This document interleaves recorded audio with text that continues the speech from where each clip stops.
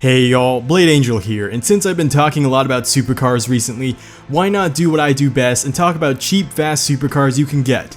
Relatively speaking, of course, since, this is supercars that we're talking about, so cheap is whatever cheap would mean for a supercar. Anyways, moving on to the list, you'll see a lot of pleasant surprises and even some familiar faces from previous videos, but I wanted to bundle it all up in a nice and easy to remember format, so let's get on with it. The Factory 5 GTM. The moment you click this video, you should have expected me to put a kit car on this list, and trust me, it's not the only one, but don't worry, because this time, you can actually buy one that's already pre-built, which is the main reason I'm putting it on this video.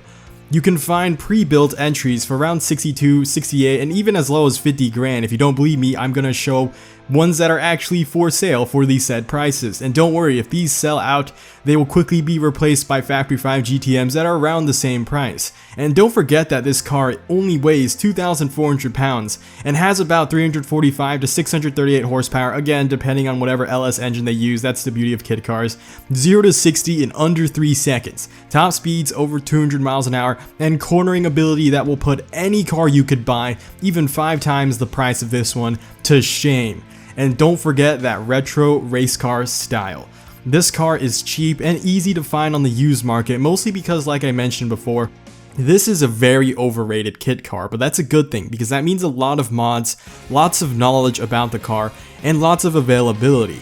Fortunately, even though it's the most overrated kit cars themselves are still very obscure to the mainstream world, so if you take this to any car meet, you're gonna be an instant head turner as people are gonna wonder what this car is. And trust me, if someone dares to call it a Ford GT knockoff, then make sure to take them to the track and show them a whole new level of destroyed.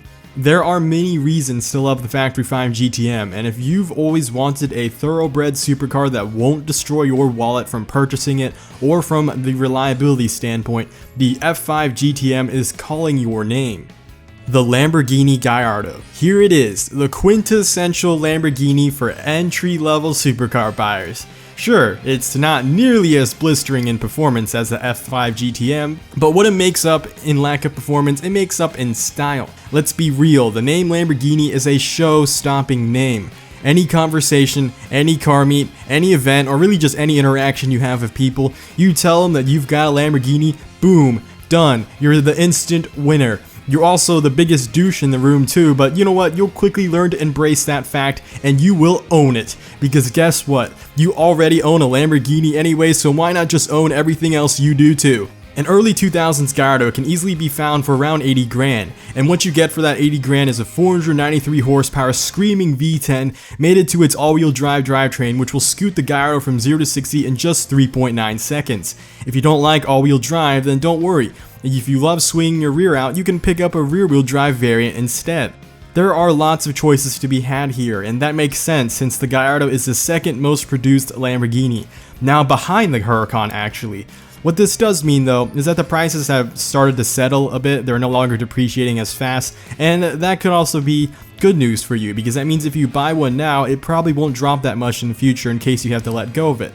Don't think of it as an investment though, because let's be real, you're gonna put miles on the car. If you're watching this video, you're probably someone who's gonna drive the car instead of just covering it, lifting it up, and letting it collect dust in some garage 600 feet under the surface. So what are you waiting for? Embrace the inner douche. Embrace the Lamborghini Guyardo. The RCR SLC. And here we have the most expensive entry on this list. And if you thought the Factory 5 GTM had insane performance, think again. Think of the pre-patch Cloud Strife in Super Smash Bros. 4. That's how overpowered the SLC is compared to other cars. It's top tier. 2,400 pounds, that's cute. How about only 2,250 pounds? And on top of that, monocoque chassis, and it's not uncommon to shove LS7, LS9, and even LT4 engines into these crazy monsters, and that'll get this car to launch from 0 to 60 in just 2.8 seconds. A top speed of 240 miles an hour, and it will corner just as good, if not better, than the F5 GTM. So why bother buying a GTM? I hear some of y'all asking. Well, remember how I said it's the most expensive entry on this list?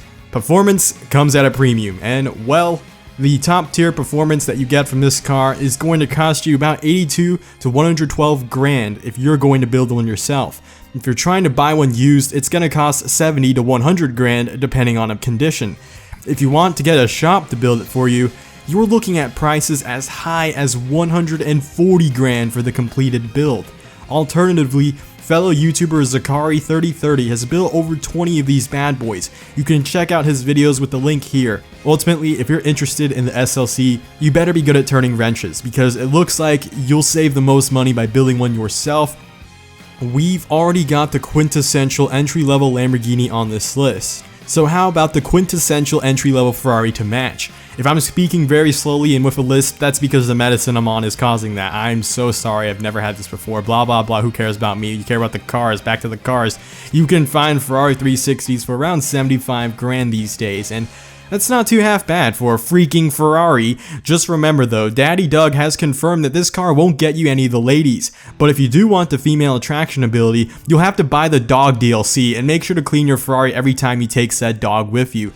Anyways, a fair price comes with some better than fair performance. Its 400 horsepower V8 will roar its way from 0 to 60 in just 3.7 seconds, scooting faster than the Guyardo did earlier, and that's mostly because it weighs less than the Guyardo does. And it's gonna cost around the same price, and it has less horsepower too, again because it weighs lighter. The kicker is though that the 360 is rear wheel drive, which means you'll have to work for that 3.7 second run, but for some people that's where all the fun comes from.